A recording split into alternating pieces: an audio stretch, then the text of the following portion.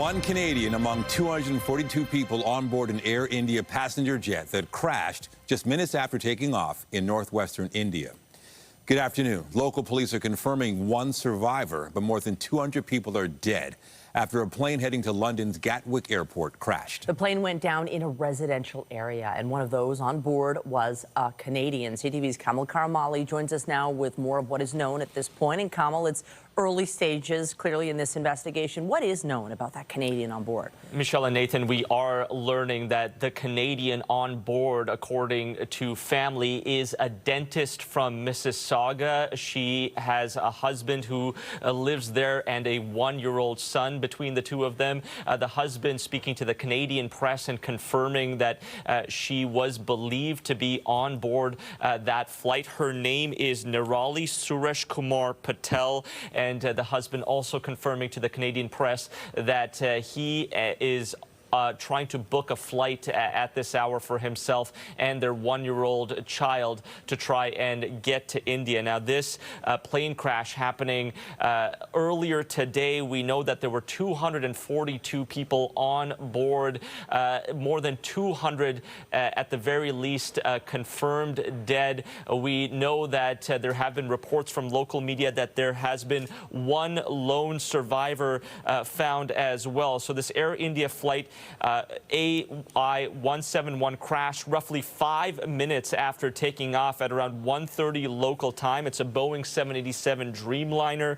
The flight was leaving Ahmedabad, a city in northwestern India with a population of roughly 5 million people, for Gatwick Airport in London. According to flight radar, the plane's signal was lost seconds after takeoff when the plane only reached a height of about 200 meters. It gave a mayday call to air traffic control shortly after takeoff. There are still a lot of questions about what went wrong and how and why it quickly plummeted. But what's even worse was that it crashed into a building that housed young student doctors that work in local hospitals. The local medical association has said that there are some medical students missing, and local reports have also confirmed that at least 5 medical students have been killed. So we're not just talking about fatalities from the plane itself, but also on the ground, seeing that it crashed into a building housing medical students. We know that there are people from 4 different countries on board. That one Canadian we mentioned, 169 Indian nationals, 53 Britons, 7 Portuguese people, and Reuters also saying at least 11 children, Michelle and Nathan, were on board. Roughly 100 bodies have been recovered. There are still fluctuating numbers on how many are dead. We know 242 on board, and local reports confirming at least one survivor in seat 11A. That is, I mean, remarkable. It's remarkable. First of all, one can only imagine just how excruciating it is for all the families of all these victims, and then that there is, in fact, one survivor. Hopefully, this survivor will be able to provide a whole bunch of insight into what actually happened on that plane. Investigation-wise, real quick, where do things go from here? Yeah, so we know that India is spearheading this investigation because the plane was actually manufactured in the United States, it being a Boeing 787 Dreamliner, the first of its kind to actually ever be in a crash. The U.S. is also sending a team down there to take part in the investigation. We know that the United Kingdom is also sending a team because that was the destination to take part in this investigation. So the 3 countries coming together to figure out what went wrong. They'll look at the black box, the data from the plane itself. We know Mark Carney, the Prime Minister, has also said he's devastated to learn of the crash of a London-bound Air India plane in Ahmedabad, and said Canada's transportation officials are in close contact with counterparts. Meanwhile, Boeing has said we are in contact with Air India and stand ready to support them in any way possible. So a lot happening at this hour. As we mentioned, this plane crash only happening about 7 or 8 hours ago, Nathan and Michelle. The death toll, once again, not confirmed, but at least 200 dead, 1 survivor, and a lot more feared to be dead, as this death toll is expected to keep climbing. Back over to you. CTV's Kamil Karamali live in the National Newsroom. Thank you. You're welcome. Still to come on CTV News at noon, students hold a rally calling for a beloved principal at a Toronto high school to be reinstated. Details on the walkout a little later in the newscast. But first, a man is in hospital following a stabbing in the Portland and King Street West area. Police do have a suspect in custody. Our Sean Leathong is live at the scene this hour with the latest details. What can you tell us, Sean? Well, Michelle, I talked to an employee of Ruby Soho, the bar behind me, and they're saying that the altercation actually happened outside of their bar at about 1:45 early this morning. And there was some speculation over whether it was a potential patron who was trying to get inside the bar, but they said it was not somebody who had been inside the bar. Now, as I said, police were called to the area at about 1:45 last night for reports of a stabbing.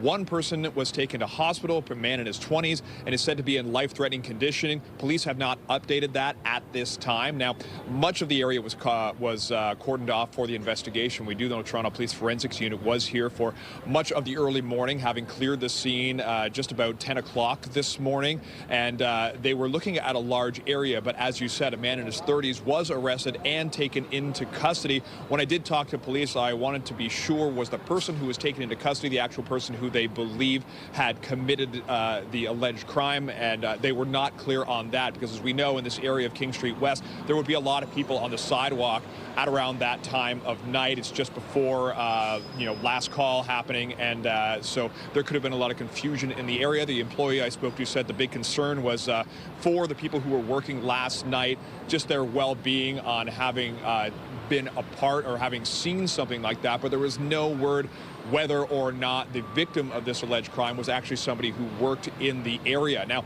police have since cleared the scene, and they say they are going to have an update a little bit later on today. But as you can see behind me, much of life is moving as normal because, of course, there has been an arrest, and we do await an update on the condition of the person who was taken to hospital. Reporting live, I'm Sean Leathong. Nathan, Michelle, send it back to you. Thank you, Sean. Now we turn our attention to the forecast as we take a live look at the city skyline this afternoon. Lots of sunshine this noon hour. The day started quite a bit cloudier, and it definitely felt cool, but now things are heating up.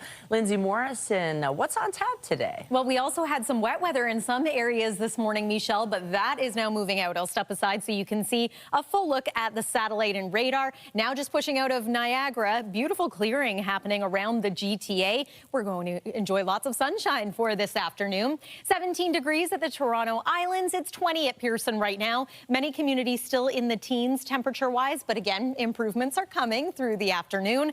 Worth mentioning that some of us are going to be tapping into a bit of a northerly wind today, so that's cooling us down a little bit. We're going to notice the cool down, though, more so into tonight and tomorrow. But enjoy this afternoon. Forecast high 24 degrees, cloud cover clearing, and the sunset time, again, just before 9. We'll take you through the forecast coming up. For now, Nathan, back to you. Thank you, Lindsay.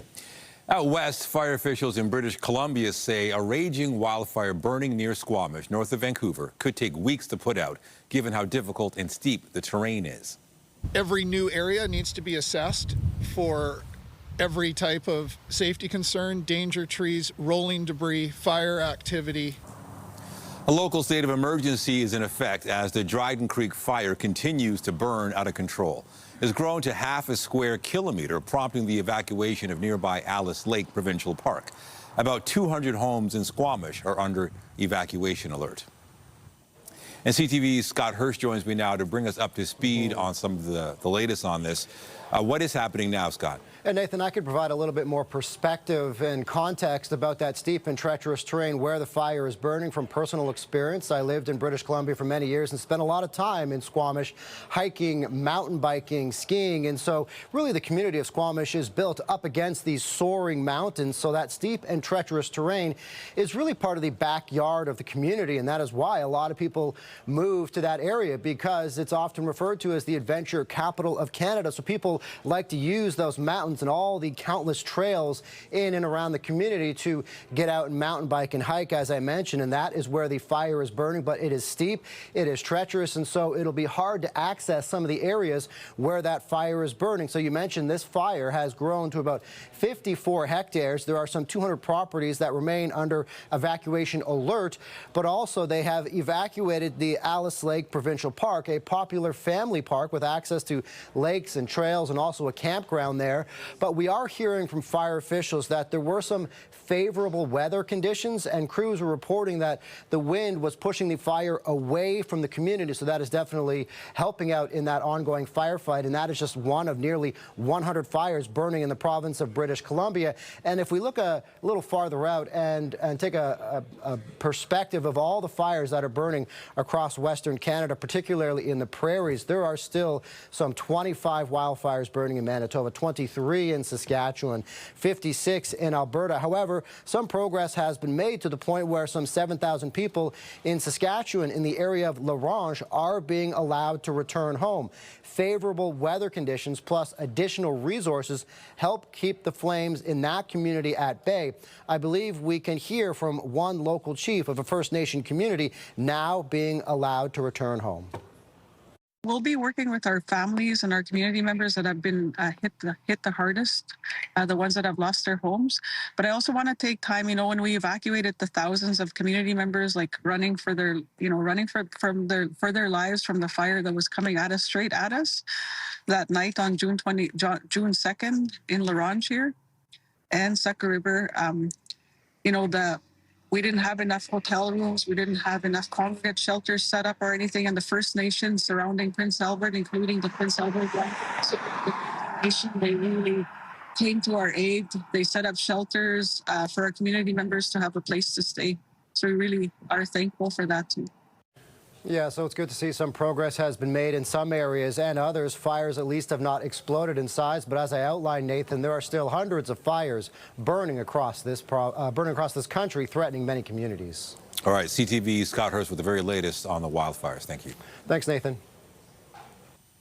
Students at a local high school are holding a rally today. The walkout is part of an effort to reinstate a former principal. CTV's Allison Hurst is live with more. Allison. We're about 2 hours following that walkout, and still there are tons of students out here outside. They're chanting. There's still lots of energy, all of them protesting the transfer of their principal. Hundreds of students walk out of Rosedale Heights School for the Arts, protesting the transfer of their beloved principal. I thought it was kind of disgusting, considering he's been here 33 years. I think it's gross. This school wouldn't be the same place without him because he's built this place. Barry Sketchley has been the principal at this school for more than 30 years. He transformed what was Castle Frank Collegiate into the art school it is today. He has seriously fought to keep up the same amount of funding to the arts programs, when in other schools I've seen arts programs go down, get taken out entirely. He's always been here. Every time I saw him in the halls, I would say hi, even when I was super little. He was always so friendly and welcoming, and that is the main reason why I wanted to come to this school. And it will not be the same if Mr. Sketchley is not here. The TDSB announced the transfer on Monday. I was pretty shocked because I think there should be a lot of respect for a person or a principal like Mr. Sketchley, considering everything that he's done for all of the students. Parents, visibly moved by the demonstration organized by their kids, stopped by to watch the protest. To see the kids have so much passion for their principal, it's just, we talk a lot about what's best for students, but to see them actually so passionate to come out, in the middle of their finals, it's unbelievable. It's fabulous. It makes me want to cry. It's beautiful. I've had 2 daughters at this school, and he's done a great job. Sketchley declined to speak, but did watch some of the protest and greeted students as they returned to class. He's created such a space where people can explore art safely and feel welcome in an art community, and it's a really special space in the community he's created. The transfer is effective July 1st. And I spoke briefly with Sketchley, and while he declined to comment, he did express his love for his students and watching what they were putting on today. The TDSB has said that transfers of principals and vice principals are operational decisions made by staff. Reporting live, I'm Allison Hurst. Nathan, back to you. Thank you, Allison. Concerts usually attract big crowds, but Rogers Centre could even have more heightened interest tonight. Kendrick Lamar is set to perform in Toronto, marking the artist's first visit to Drake's hometown since their very public feud. CTV's Mike Walker is live with the latest. Mike. Well, Michelle and Nathan, tonight will be the first of 2 concerts for Kendrick Lamar, and as you mentioned, his first visit in Toronto since that feud with Drake erupted well over a year ago. We've been speaking with fans outside the venue who are excited tonight, and we are also learning that Drake fans are planning to organize outside the Rogers Centre at the same time the concert is going on inside. The highly publicized feud has involved both rappers going back and forth releasing diss tracks and has resulted in an ongoing legal battle. Drake is suing Universal Music Group for defamation over Lamar's hit song, Not Like Us. In court documents, Drake claims the song wrongly accused him of being a pedophile and jeopardized his safety.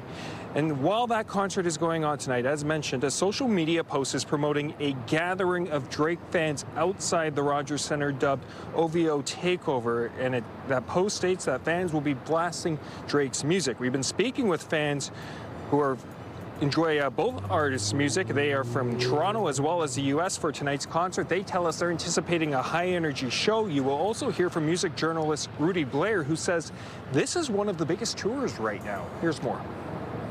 Well, this is not my first time seeing Kendrick, so I know he's going to put on a show, and I am extremely hyped, especially to see him in my home city. He'll do the diss tracks 100%, but I don't expect anything too crazy from tonight. I expect him to definitely put on a good show. I expect him to show why he won the beef. They're both musicians, they both tour, and this is just a stop on his tour. It just happened to be where Drake is from, and you know, there's no problem with that. I mean, it's just a store at the end of the day, so like it makes sense. When you think about it, a year ago, what a feud. But really what came out of it, though, was a couple of things. Number one, Kendrick ended up with 5 Grammy Awards, Song and Record of the Year, which was huge. He played the halftime show for the Super Bowl. Now, Rudy Blair also points out that there are still tickets available for tonight's concert, less than $200, he says. As for the gathering of Drake fans outside the Rogers Centre tonight, organizers say it's meant to show peaceful support for Drake. Reporting live, I'm Mike Walker. Nathan, back to you. Thank you, Mike. For a 4th straight day, closing arguments will be heard in the sexual assault trial of 5 former World Junior hockey players. CTV's Heather Wright is outside the London, Ontario courthouse with more. Heather, just take us through some of what we heard yesterday. Well, we heard yesterday from 2 of the lawyers representing 2 of the 5 players involved in this case, and the beginning of the closing arguments from the Crown. So from those lawyers, we heard sort of the same type of argument that we've been hearing all week, that the complainant in this case is not credible, that she was a willing participant in the sexual activity that took place here in London about 7 years ago. And the Crown is really going after that narrative and specifically wanted to address with the judge today this narrative that the complainant was a combative witness, that she was giving non-answers and was evasive. And she told the judge that this characterization of a witness is problematic for a number of reasons, one of which is that that language makes it very difficult for alleged victims of sexual assault to come forward. And I want to read to you a quote from her. She said, if she's too emotional, she's combative. If she's not emotional enough, she's rehearsed. If she uses the same language, it's contrived. If she uses different language, she's inconsistent. And so what the Crown is trying to do here to the judge is to explain why the complainant had some inconsistencies in her story, why she had some memory gaps, saying even though some of that might have happened, it doesn't make her an unreliable witness, and really going after this idea that there's a so-called perfect victim, a perfect way or a right way to act in different circumstances. She's saying, no, this victim acted this way, this is her testimony, and she should be believed. And Heather, what's expected to happen in the courtroom today? Well, we were on a brief break. The Crown is continuing her closing submissions, going back and forth with the judge quite a bit over certain pieces of testimony from the complainant. Once the Crown wraps up her closing submissions, the defense attorneys will have an opportunity to reply. I'm told that's roughly 10 to 15 minutes. Unclear if that time will hold true, given that there are so many different defendants in this case. And from there, the closing submissions will wrap, and this case will be in the hands of the judge. She has said earlier this week that she will deliver verdicts on July 24th. All right, CTV's Heather right outside the London courthouse. Thank you. Thanks. Now to the latest on labor tensions at Canada Post as mail carriers remain in a legal strike position. The federal jobs minister says she will be forcing a vote on the corporation's latest offers to the union. Patty Haidu says after 18 months of negotiations, more than 200 meetings, 33 days of strike, and last year's lockout, it is in the public interest for the union members to vote on Canada Post's latest offers. The minister cited, quote, ongoing strain placed on Canada's small businesses and communities. As she said, a vote would be set as soon as possible. Canada Post said, quote, a negotiated agreement between the parties has always been the preferred path to an employee ratification vote. However, the parties remain at a major impasse. Canada Post presented final offers to employees on May 28th of 2025. The vote will take place on these offers. The Canadian Union of Postal Workers, meantime, has pushed back on the idea of a forced membership vote and called for binding arbitration instead. Canada Post has argued that would take too long. The corporation says its final offer addresses employee priorities while making much-needed changes to the delivery model in the face of financial challenges. CUPW said Canada Post was looking to impose its own terms through government processes. Both sides have accused the other of refusing to budge. Police in Los Angeles made a handful of arrests on night 2 of a downtown curfew put in place amid immigration protests. One standoff took place outside a hotel where a group of demonstrators gathered following unverified social media reports that ICE agents were staying in the building. The protests first broke out last Friday after a series of immigration raids. U.S. President Donald Trump then called in the National Guard and the Marines, who could deploy in L.A. as soon as this evening. The protests have since spread to other cities such as Boston, Chicago, and Seattle. Critics say the president is manufacturing a crisis for political gain and overstepping his authority. Trump has said L.A. would have been completely obliterated if he hadn't intervened. And speaking of the U.S. president, there was mixed reaction last night as Donald Trump attended a production of Les Miserables at the Kennedy Center.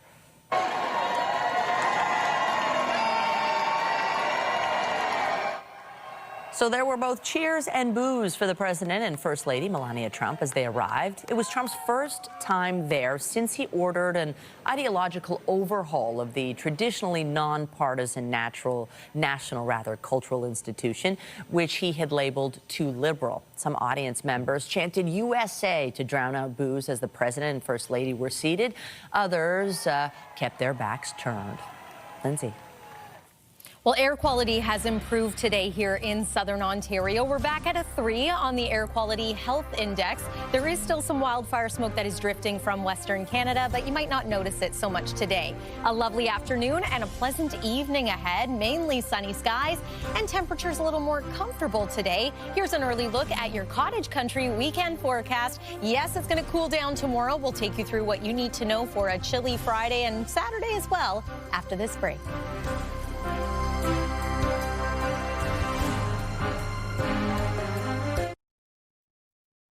All right, let's talk about the forecast, and at least we can say temperatures are getting a bit better, a bit more consistent, and hopefully that continues for a few days. I think that if you were outside earlier this morning, you might have been a bit disappointed, but now this afternoon, it's feeling quite nice. It's just, you were talking before the break about a cool down. It's like we keep starting and stopping with this heat. Yeah, a little bit of a false start of summer, if you will. I'm happy to say that next week, if you do like heat and humidity, there is some of that in store for next week. But ahead of that, we are going to cool down into tomorrow. We're going to feel chilly as early as tonight and through the day on Saturday, but improvements come just in time for Father's Day on Sunday, and then that heat builds next week. Weather is brought to you by the Presler Law Firm Injury Lawyers. You don't pay unless they win. This morning, we had a little bit of cloud. We had some showers in some areas, too. A weak disturbance moved through. This is what the skyline looked like in the 9 a.m. hour. So in many cases, the wet weather was finished. The clouds were starting to clear. You might still notice a little bit of haze out there, but the drifting smoke not as bad today, at least in our neck of the woods. Still very poor, the air quality in parts of Western Canada. Let's talk temperatures. Today, it's not cool. It's cooler than it was yesterday. Let's go ahead and call it comfortable. 20 degrees this hour in Toronto and Trenton, 19 in Ottawa, and 21 in Windsor. We're forecasting a daytime high of 24. You'll notice that that is bang on seasonal, and a hint of humidity is going to make it feel maybe like 26 at the height of the day. So far, the hot spot of Ontario, Oshawa, at 21.6 degrees. Record to beat today, 33 degrees. Likely not going to happen. Tonight, it's going to be a little cool, a little below seasonal. 12 is what we're forecasting. Some single-digit lows in places like Parry Sound, Owen Sound, Peterborough. Only 5 overnight tonight in the Bancroft area. We have northerly winds today and then tomorrow and into Saturday as well. We're going to be tapping into a bit of an east wind, so that contributes to the cool down. Lake Ontario's waters are still a bit chilly, so then you get that breeze off the lake moving onshore, and we feel it, especially for some of the lakeside communities. 20 degrees tomorrow for you in Guelph, 22 in St. Thomas, and 20 in Welland. Some communities, though, are going to hang out in the upper teens, and that includes you in Collingwood. It also potentially includes us in Toronto. I'm going to go with a forecast daytime high of 18 right now, 19 in the Huntsville area. A little more likely that you're going to encounter some wet weather tomorrow in parts of cottage country as opposed to Saturday or Sunday. There's our current satellite and radar. Not a whole lot happening over the next day or so here. We still are watching this front, and with this, we do see some wet weather approaching from the west, and this could impact some areas into tomorrow.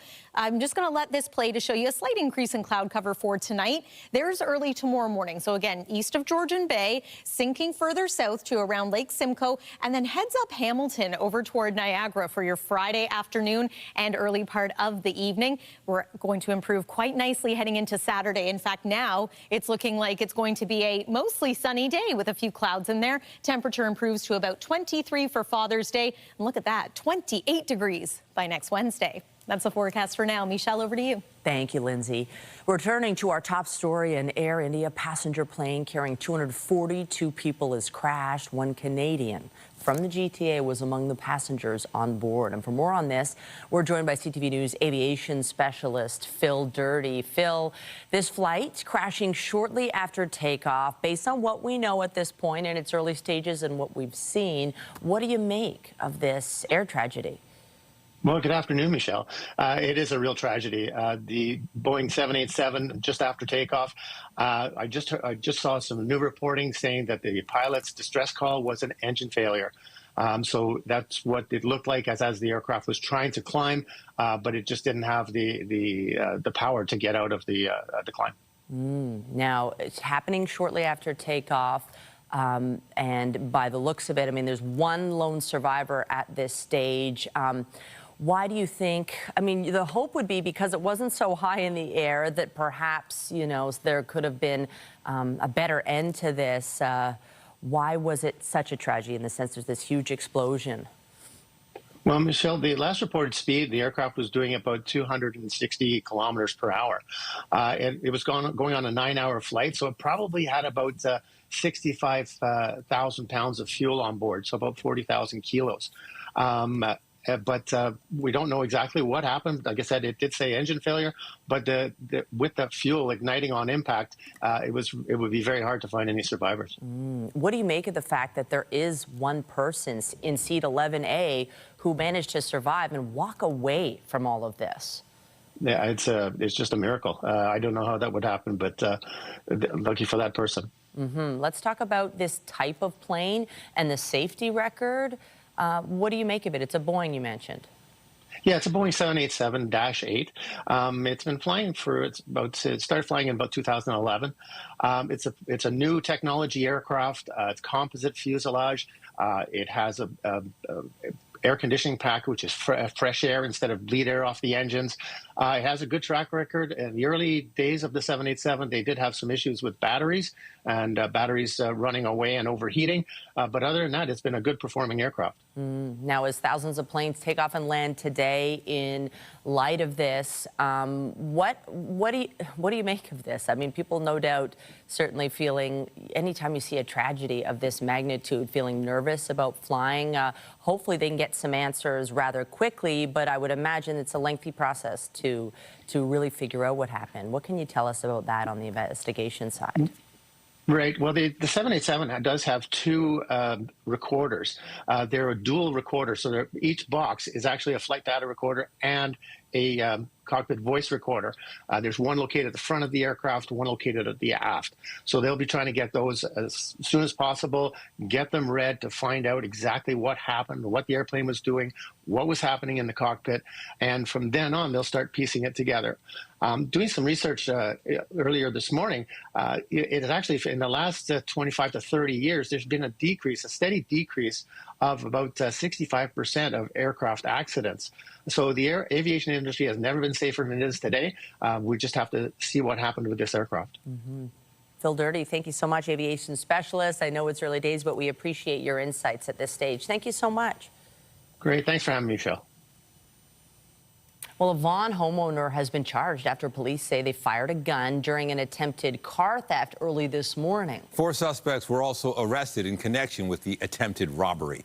CTV John Musselman is live at the York Regional Police Headquarters with the latest. John.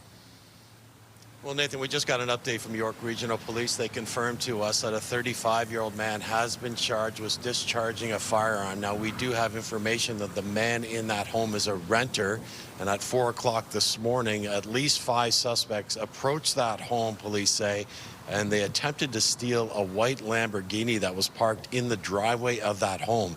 This is near Teston Road in Pine Valley. Now, according to police, they did receive a 911 call, and during that call, they heard the sound of gunshots, and when they arrived on the scene, that's when they confirmed that this had happened. Now, the owner of the person who lives in the home who fired the weapon has been charged with discharging a firearm. Police say it was not proportional to the threat. The people who were trying to steal the car did not try to break into the home. Here's what police had to tell us just a short time ago.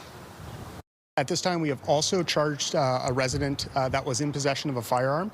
A 35-year-old man has been charged for discharging a firearm as well as possession of a weapon for a dangerous purpose. Now, we cannot stress enough that using a firearm in a residential neighborhood is incredibly dangerous. It's very fortunate in this case that nobody was hurt, but we always are saying immediately call 911, don't put yourself in harm's way, and prioritize your personal safety. In this case, again, it turns out that nobody was injured, which is fantastic, but this could have been a very different outcome. And we can confirm that 3 adults and 1 youth are in custody right now in connection with the attempted theft of the Lamborghini. They also recovered a stolen black Honda that was used to go to the house to attempt to steal that vehicle. We'll have much more on this story on CTV News at 5 and at 6. Reporting live, I'm John Musselman. I'll send it back to you. All right. Thank you, John. We've got more news after the break. CTV News at noon will continue. Stay with us. Canadians are waiting longer to receive critical surgeries. A new report finds more surgeries are being performed in Canada than before the pandemic, but wait times have grown longer. The Canadian Institute for Health Information looked at wait times for hip and knee replacements, cataract procedures, and cancer surgeries in 2019 and in 2024. Researchers found efforts to increase procedures have not kept up with a growing and aging population or with shortages in healthcare staff. They also found the average wait time for an MRI was 15 days longer last year than it was before the pandemic.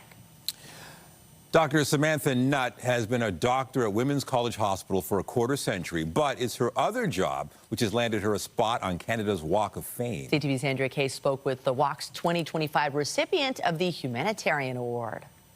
Right out of medical school, Dr. Samantha Nutt started working for UNICEF in war-ravaged Somalia. Seeing how long it takes for communities to recover from conflict changed her life, and she was inspired to do more and created War Child Canada in 1999.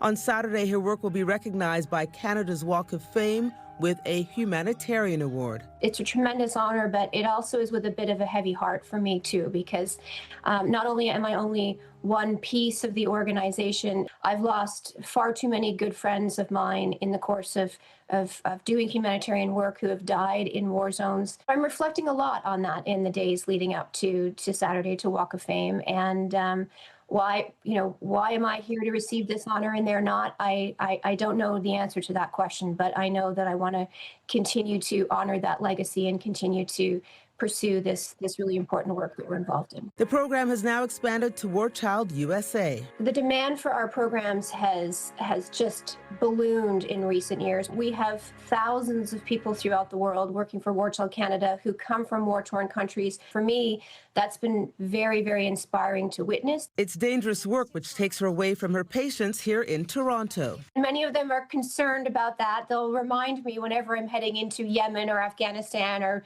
somewhere else, South Sudan, that it is very hard to get a doctor in Ontario. They obviously say it very lovingly. The payoff is how War Child can affect a person's life. For example, on a recent trip to a refugee camp in Darfur, Sudan, a young woman came running up to their vehicle. She says, "I know War Child Canada.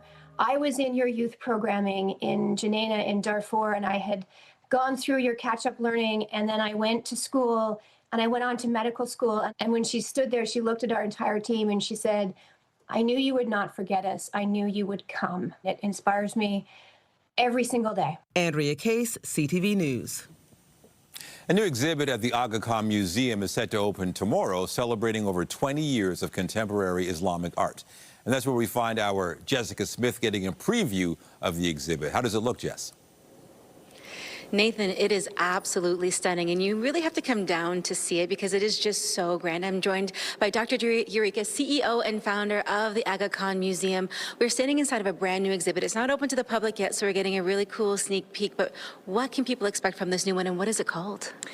The exhibition is called As the Sun Appears from Beyond, and it invites visitors on an aesthetic and spiritual journey through the arts of the Muslim world. The exhibition is a unique collaboration between the Aga Khan Museum and the Ministry of Culture in the United Arab Emirates. When we were talking before we came on camera, it's a mix of contemporary, of classical, of historical. Why was it important to include all those different elements in this new exhibit? Well, the concept is actually born from an idea of 3 young art curators from the Emirates who worked with us and were keen to present their arts and the spirituality that underlies those arts from within their own cultural and spiritual reality. So for them, it was really crucial to combine contemporary and classical works with the historic works from our collection to emphasize the timelessness and the universality of the elements that you will see in this show. We also have some digital components. You guys worked with some students at TMU. There are some interactive components. Why did you want to include both of those pieces? Because you can walk through and look at the beautiful works on the walls, but you also have some really interesting interactive segments to this. It was really important to us as a cross-cultural curatorial team to make this exhibition accessible for everyone across cultural differences. So there are a lot of moments in the exhibition where you can learn and immerse yourself in trying out art techniques to understand better the sophistication and intricacy of the work that's on show here, and also contemplate the wonder and the beauty that these pieces by individual practitioners exude for all of us. It really is so unique when you walk through because you see all the different pieces where you can see the contemporary side of things, the mix with the digital component from the students at TMU. Why did you want to do that collaboration? Because it was a set piece, but now you've got it with a little bit of movement, some motion to it. Francis is showing us what it looks like right now. Well, we wanted to make the point that even historical art, because this artwork was inspired by one of our pieces in the collection, is ever ready to provide inspiration for contemporary artists. So one of our ornamentations in one of our manuscripts was transformed into a new piece of digital art for immersion and meditation. I noticed in a lot of the works there's a gold infusion, there's a gold paint or a gold reflection. What's the significance of that? Well, in this particular context, the use of gold really reminds us of the splendor of the divine light, the light from beyond. And it invites us really to leave our reality to one side for a moment and immerse ourselves in beauty and wonder that goes beyond the nitty-gritty of every day. You have to come on down. It opens on June 14th and runs until February 15th of 2026. Thank you so much. I'm going to send things back inside. Thanks, ladies. Take care. Warner Brothers is out with what's being called the final trailer for a likely summer blockbuster. No matter what you do to me, Luther, your plans won't work. David Corenswet stars as Superman in the latest take on the beloved superhero franchise. The upcoming film is directed by James Gunn and also stars Nicholas Hoult as Lex Luthor and Rachel Brosnahan as Lois Lane. Superman flies into theaters July 11th. Grammy winner Sabrina Carpenter has officially announced her next studio album.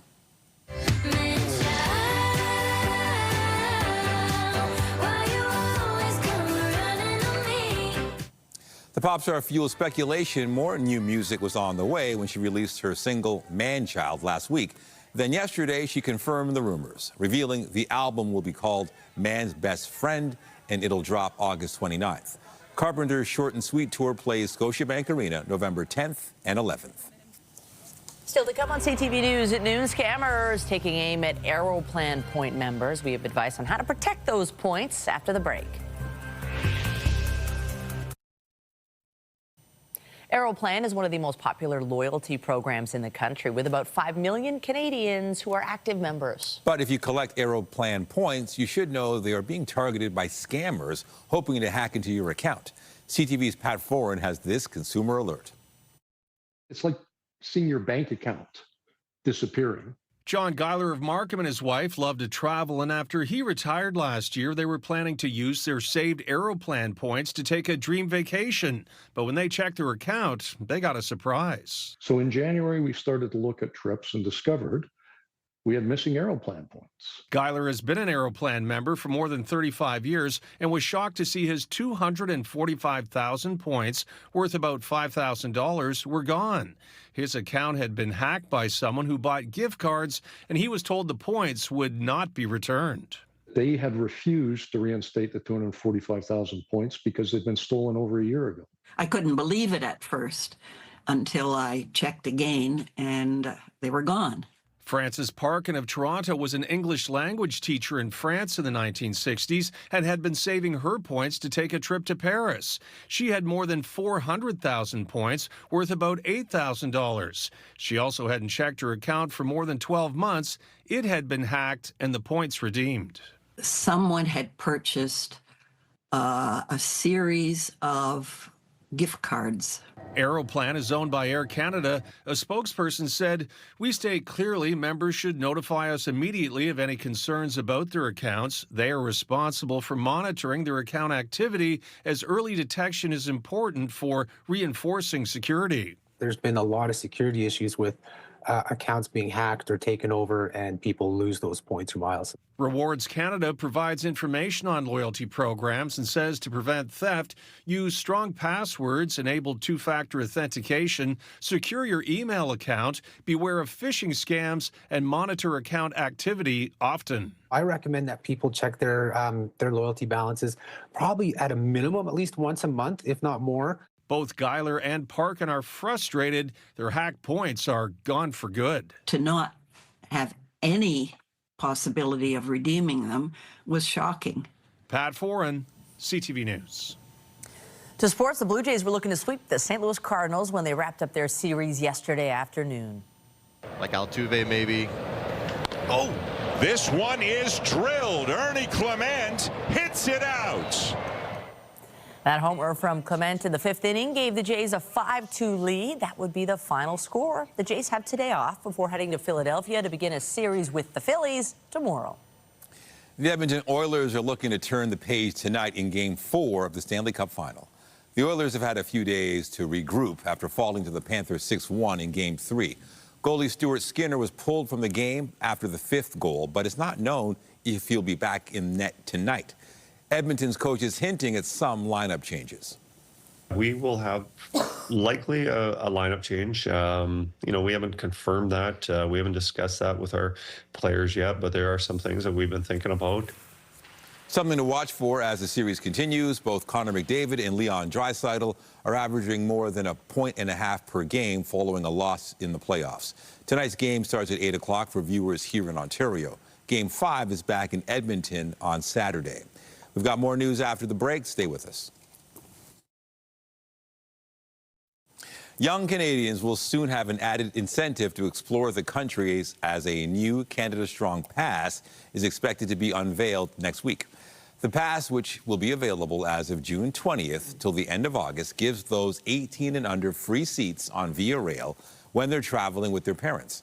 They also get free access to Canada's national galleries and museums and discounted access to 18 to 24-year-olds. Sounds like a pretty good deal. It's amazing. Our country is so gorgeous, and if anybody's visiting Toronto today, I think they're going to be pleased with the sunshine and the warmth. I think so. We always like it when our visitors can have a pleasant weather day here in the city, and today is exactly that. I do want to talk about overnight tonight, though. If you're going to be out late this evening, maybe on a patio, you might want a light jacket. Here's our forecast. Low, eventually 12 degrees. That will likely be after midnight, though. Tomorrow's high, yeah, a little cool for this time of year as well, 18 degrees. I'll remind you that the seasonal norm is 24. Hey, the Argos have their home opener on Saturday. Here's a look at the weather we're expecting. An improvement. We are expecting brighter skies, still a little cool, but pleasant for enjoying the game. And then Father's Day looks great. Heat is going to build through the early part of next week. And by next Wednesday, our temperature could be close to 30 degrees. It also looks like our next, perhaps best chance of some active weather. That's the 7-day forecast. Nathan and Michelle, back to you. All right. Thank you, Lindsay. And that is CTV News at noon. Remember, you can get Toronto's breaking news all day long on CP24 and at ctvnewstoronto.ca. For Lindsay Morrison and the whole team here, have a pleasant afternoon. I'm Michelle Dubé. And I'm Nathan Downer. Be sure to join us later for CTV News at 5 and 6. Have a great day.